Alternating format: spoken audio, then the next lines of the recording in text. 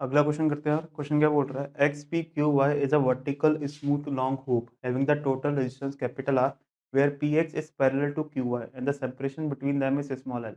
A constant magnetic field B perpendicular to the plane of the loop exists in the entire space. A rod CD of the length capital L जो कि small l से बड़ा है and the mass small m is made to slide down from the rest under the gravity as shown in the figure. The terminal speed acquired by the rod is।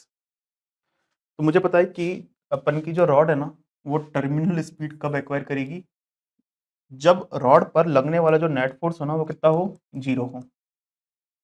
मतलब rod का acceleration कितना हो, zero हो। Terminal speed बोल लो या steady state speed बोल लो या फिर मैक्सिमम स्पीड बोल लो।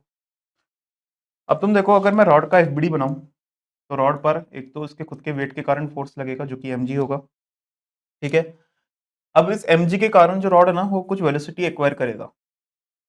अब मुझे पता है कि एक रॉड है जो कि मूव कर रही है और मैग्नेटिक फील्ड को काट रही है, तो कौन सी बात है कि रॉड में ईएमएफ इंड्यूस्ड होगा जो कि बीवीएल के बराबर होगा। अब यहाँ पर जो मैं एल यूज कर रहा हूँ ना वो स्मॉल एल यूज करूंगा, कैपिटल एल यूज नहीं करूंगा, क्योंकि मुझे पता है कि जो मेरे करंट का जो पाथ होगा वो कुछ बेसिकली ये वाला होगा। तो जो अपन की करंट जो फ्लो हो रही है ना वो बेसिकली बस इस सेक्शन में हो रही है, इन सेक्शंस में करंट फ्लो नहीं हो रही है। तो मेरे को जब ईएमएफ इंड्यूस देखना है ना, बस इस सेक्शन का देखना है कि इस सेक्शन में कितना ईएमएफ इंड्यूस हो रहा है।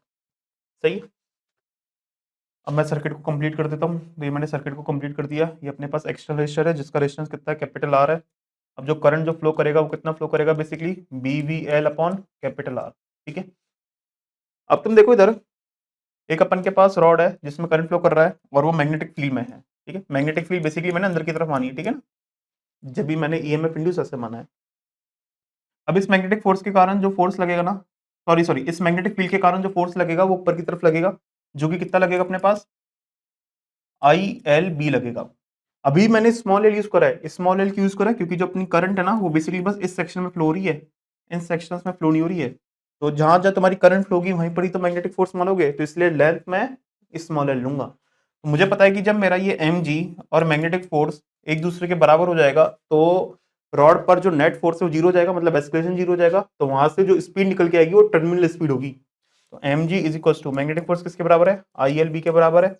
आई की वैल्यू पुट कर दो B V small L by capital R, ये स्मॉल एल और ये बी। तो यहाँ से अपन के पास जो वी निकल के आता है वो क्या निकल के आता है, M G capital R upon B square into small L square. तो आंसर अपने पास हो गया ऑप्शन 4।